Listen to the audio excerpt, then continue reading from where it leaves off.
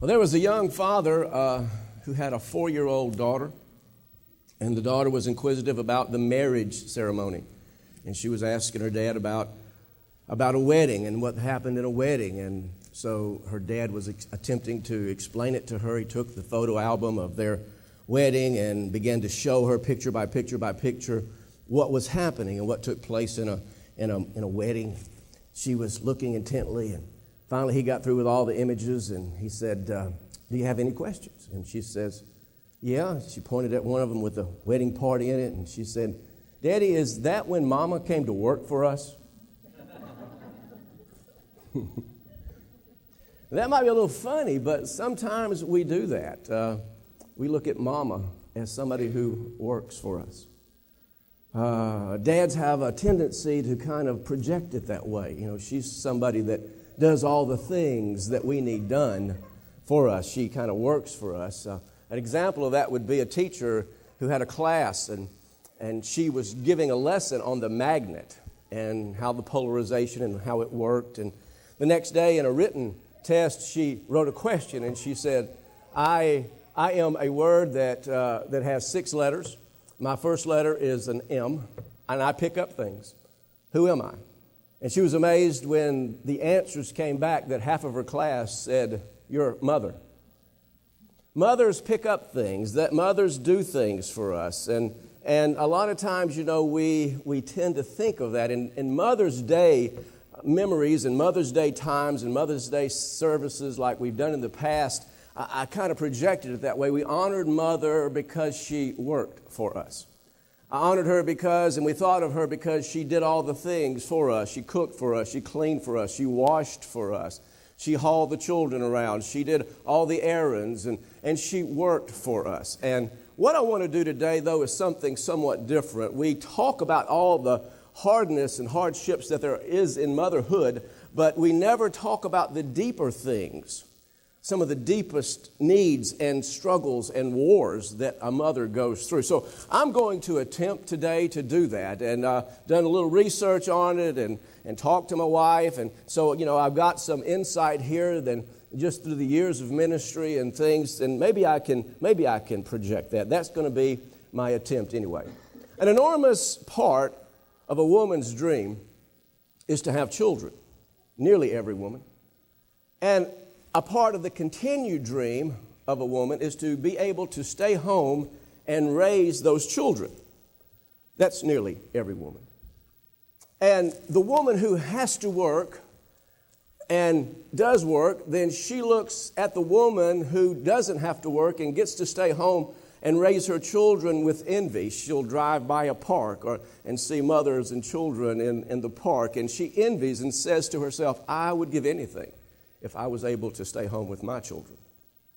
But on the other hand, at the same time, the mother who gets to stay home with her children and raise them eventually comes to a spot in her life where she sees the successful businesswoman, the woman out there being successful and chasing her dreams and fulfilling her desires, and she says, I would give anything if I was able to do that. So there is this duality that takes place in a mother, or in a woman, in a mother. As a duality in her heart, she so desires to give herself totally to the children and to the family, but yet in her mind, she wars and she struggles with a duality that she wants to fulfill some of her dreams and feel the fulfillment for life in her own self. And so today, my title is Mama Jekyll and Mrs. Hyde. Because if you understand the book, and if you've read this book or seen the movie, you understand that in the same being is a war going on. And so this is what I'm going to try to talk about. When a woman gives birth, she becomes something that she's never been before, of course, but something invades her life that changes her forever, and she will never, ever be the same again. She not only has given birth to a tiny infant and has produced a tiny life, but in her own self, there is this new life. There is this transformed life that's taking place in her as well. And this is so pleasing to her. It's a person in her now that has never been there before. There's a person that she's become all of a sudden miraculously that the woman herself doesn't even know and doesn't even yet recognize. She's in the same body and she looks like the same person, but she's a totally different person, and this person's name is Mama. She's the most loving, nurturing, and patient and giving person that you can imagine. I watched this miraculous thing take place in my wife when we had our firstborn. We were but children ourselves. And my wife, then giving birth, was 17 years old. I watched this girl miraculously transform and become Mama. Overnight, she became something that I didn't know was in there, that she didn't know was in there. But I watched it take place, and the amazing thing about it is the amazement that everybody around sees when this happens to a woman. Her daddy and mama and my daddy and mama, we were but children, and they thought there was no way that she could become a mother. And she did. You know, it was amazing watching her transform from a 17-year-old teenager into Mama. And she laid down every dream, every hope, every desire, every wish that she ever had. That became nothing, because all that mattered now was not me, was not her. All that mattered now was this tiny life. She was Mama. And I watched that happen, and we all watched it happen. Her daddy, her mother, my daddy, my mama, her sisters, my sister, everybody that was around watched this amazing miracle take place. A woman becoming Mama. I watched it in my own daughter. I watched it happen to her. Life used to just be about Bonnie. I mean, that was it. That was just Bonnie. It was all about me until Jack came along. The day that Jack was born, she became Mama. That day she changed, became something that she had never been before. And from that time to this day, with the other grandson that we have, Max, I watch her. It's not about Bonnie anymore. It's all about my children. I watched it happen to my daughter-in-law before my very eyes. She transformed into Mama. I'm satisfied that it's something that takes place with every single woman who becomes a mother. Nearly every single woman. It's something that happens, I'm sure, to you. It's universal. Every woman, every mother here has felt that happen to them. You all of a sudden, you're looking at life in a totally different way, and it's not about you anymore. It used to be all about you. There was a selfishness in you. Your schedule evolved around you, but all of a sudden, there's a new person, and your schedule really doesn't matter anymore. All that really matters is that tiny baby schedule, and it doesn't stop when they're tiny babies, does it? After they grow on up, there's school and there's ball games and there's dances and all of these plays and all of these things that the schedule, and your schedule is always laid down for their schedule. Daddy doesn't do that, but Mama does. Watch it, and when it's time for the baby to eat, it doesn't matter if you're hungry or not, the baby must eat first. And it doesn't matter how you're dressed anymore, as long as the baby looks good and is clean and is well presented and looks nice. And you have this miraculous touch and this miraculous voice that only you and only your touch and only your voice can settle down an upset infant. It's miraculous. It's a miracle. It's Mama. You transform. And for the first time, there's somebody more important than you. How many mothers here relate to what I have just said? When you remember back when you gave birth, that you knew that something different took place in your life. You became something that you were not yet. And now you knew that you were a mother. How many of you relate to what I've just said if you're a mother? Yes. Don't you wish it would have stayed that way? You see, it doesn't. Oh, it starts that way. But over a period of time, this other creature starts coming forth. This creature that is nearly total polar opposites from you, from Mama. This other creature that becomes angry, becomes short-tempered, becomes impatient and intolerant.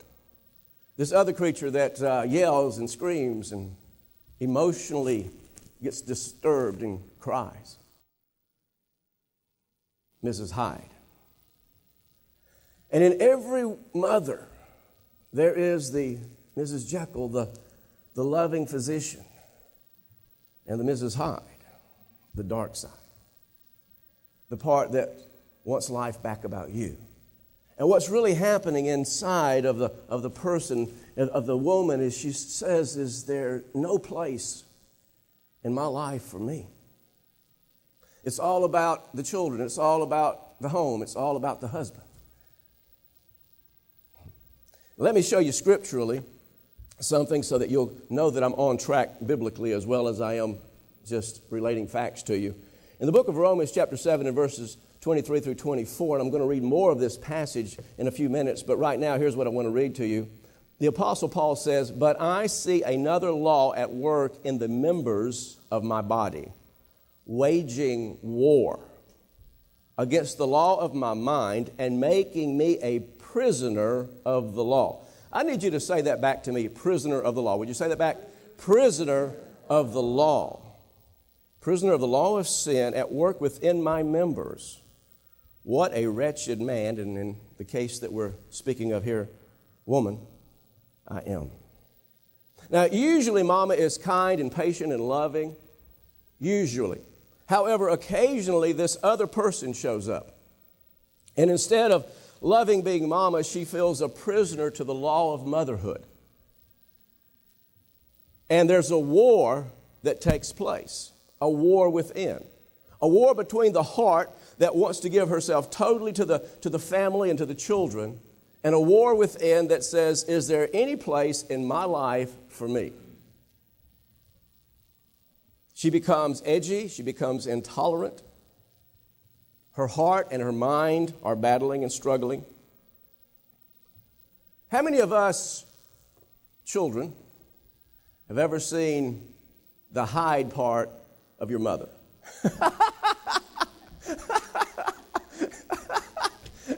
Angie, I know you didn't see that, but Jared's hand just went...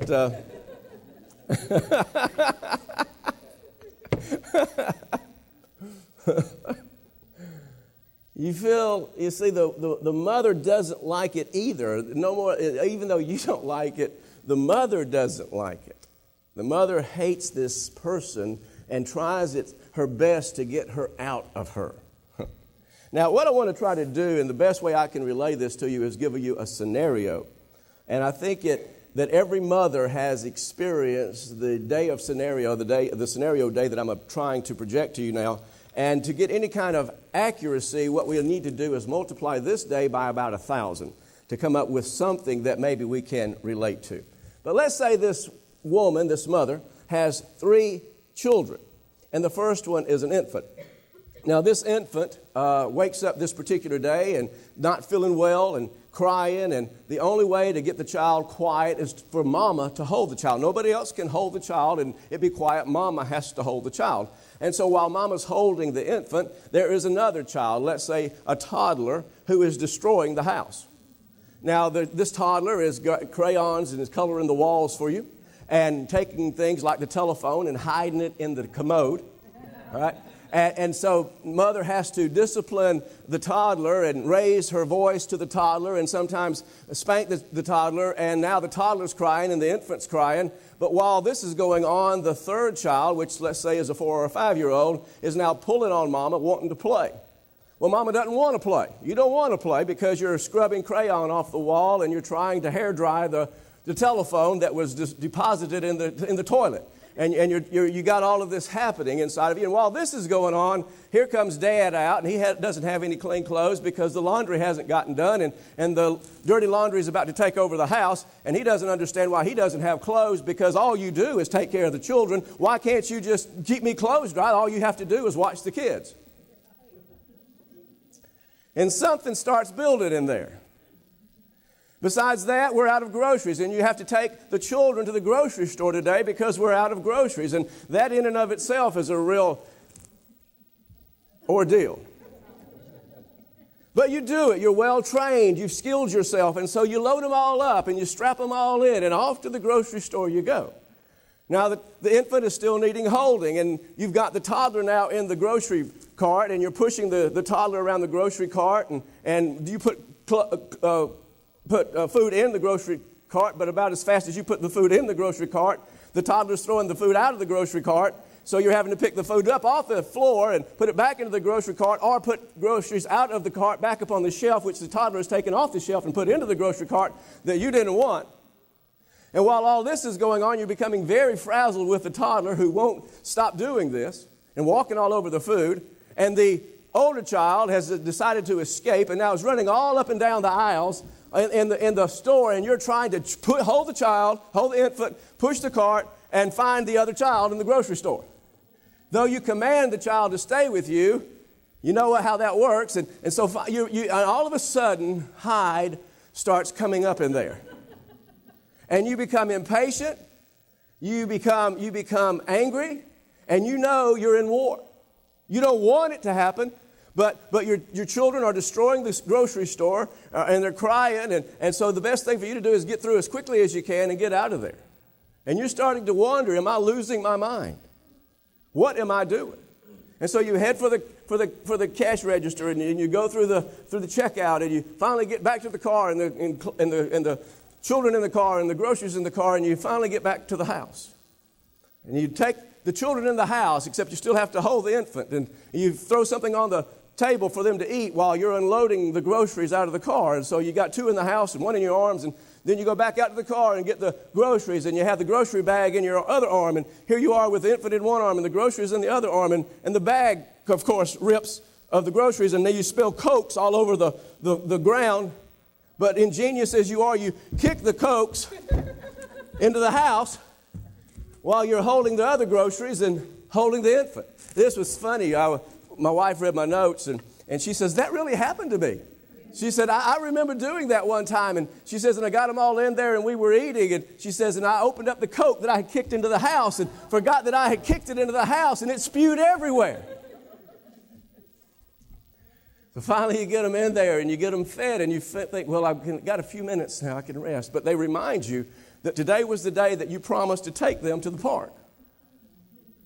And so you've got to now try to talk them out of going to the park, but there's nothing doing. And so rather than fuss and go for that, you just say, well, let's go to the park. And so you take them back to the car, and you strap them all back in again, and you go to the park, and you're battling Hyde in there. And so you go to the park, and you let them out, and they play, and you got the infant in one hand, and you're still counting 1, 2, 3. 1, 2, 3. I came with 3. I've got to leave with 3. 1, 2, 3. And finally it comes time where it's time to leave, but they don't want to leave.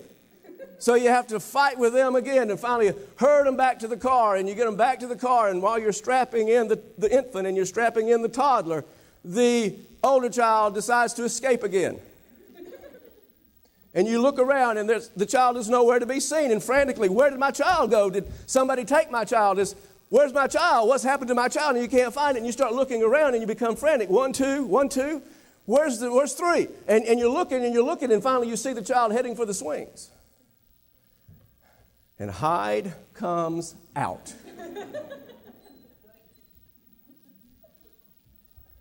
Anger. You are no more, patience is gone. You're at your wits' end. Mama wits is over. It's now Hyde's wits. And everybody pays. Everybody. Daddy pays. The children pay. Anybody around pays. Hyde is out. You're angry, you're upset, you're yelling, you're screaming, you're crying.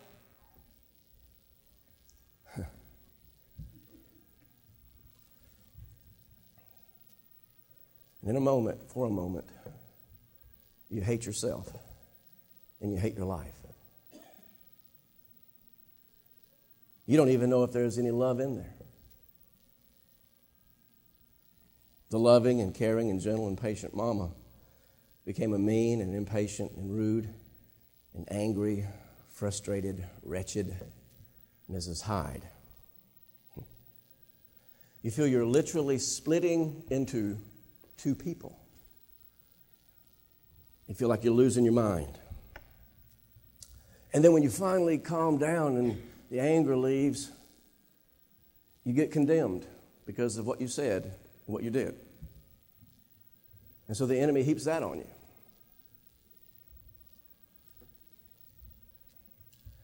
I want to read to you now that whole passage that I referenced a while ago from Romans chapter 7. I'm going to read to you Romans 7, 15 verses through 23. Paul says this, I do not understand what I do. For what I want to do, I do not do. But what I hate, I do.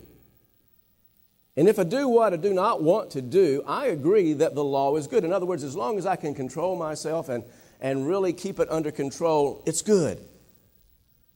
As it is no longer I myself who do it, but it is the sin or the hide living in me. I know that nothing good lives in me, that is, in my sinful nature. For I have the desire to do what is good, but I cannot carry it out, for what I do is not the good I want to do. No, the evil I do not want to do, this I keep on doing. Now, if I do what I do not want to do, it is no longer I who do it, but it's hide living in me that does it. So I find this law at work. When I want to do good, hide is right there with me. For in my inner being, I delight in God's law. My heart, I really want to do the law of motherhood. But I see another law at work in the members of my body, warring against the law of my mind and making me a prisoner. Instead of motherhood being a joy and a fulfillment, it becomes a prison. Prisoner of the law of the sin at work within my members. What a wretched person I am. Who will rescue me from the body of this death? How many of you mothers think that maybe the Apostle Paul might have been a woman and maybe even a mother? See, there's a polarity in motherhood. It's like the North and the South poles, totally opposites. Mom loves what she does, but the hide wants some time for herself. And that creature hide, when it shows up, it possesses you. How many have ever seen hide possess your mom? Right? Yeah, there it goes again there. In his book by Robert Louis Stevenson, Jekyll and Hyde, he starts the book by saying this. I stood already committed to the profound duplicity of life. What I'm sharing with you is a profound thing. The profound duplicity of life, that humankind is not truly one, but two. Humankind, all of us. And that these polar twins should be continuously struggling. One of these polar twins, who was the Mr. Hyde character, bore the stamp of the lower elements in my soul. Mama does not like the Hyde character because she understands that it bears the stamp of the lower elements in her soul. Nancy Orberg is a teaching pastor at Willow Creek Community Church, and I read something that she had written this past week, and I just want to read it to you. I think it kind of helps us understand a little bit more of what I'm trying to say. She writes, a couple of weeks ago, I did the mom thing. I had been what I thought was a good mom for the day. I rode bikes, read stories, and fixed meals. I patted myself on the back and thought, okay, I'm done. It's 6 o'clock. It's my time. When this little voice from the basement called out, Mom! I did what most moms would do. I ignored it for 3 or 4 times, hoping he would forget it. It worked before, but it didn't this time, and he was persistent. I finally said, what? Knowing that I wasn't going to move.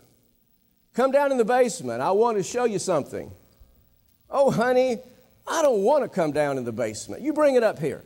I can't bring it up here. Oh, sure you can. Just grab it and bring it up the stairs. I can't, Mom. It's too heavy. Johnny, I really don't want to come down the stairs right now. I'll see it later. I need you to see it now. By this time, the anger started.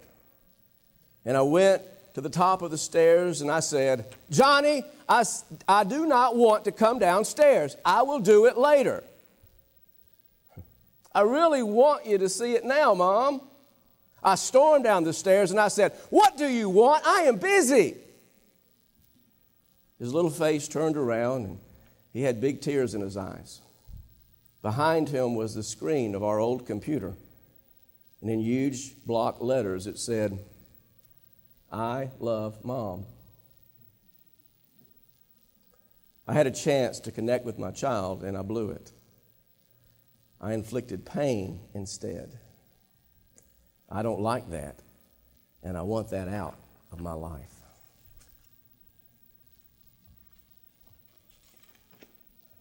I want to close by trying to say something.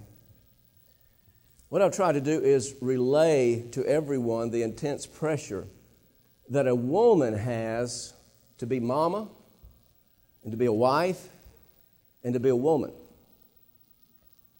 And she struggles to do the very best she can. She's striving for perfection. She wants to be the perfect mom and the perfect wife and the perfect woman.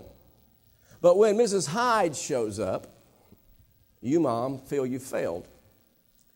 But not just failed at being a good mom. You feel you failed at being a good wife and a good person. And so all of a sudden you start condemning yourself and you beat yourself up emotionally. Here's the deal. See, being a mother and a wife takes so much work and so much time, you feel there's no time left for you. Is there any place for me in my world? And so here's what I want to say. We husbands have to realize this. We have to realize that we have got to provide some downtime, some time for Mom. And we can't make her feel condemned because she took it. Children, understand your mom's at war in there. She wants to desperately give herself to you. But what she needs sometime is some downtime. Some time for herself, for her world. And you can't make her feel condemned because she needed it and because she took it.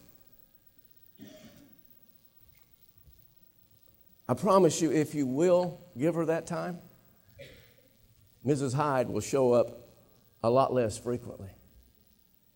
All she needs is to know that there's life out there. And there's a place in her world for her.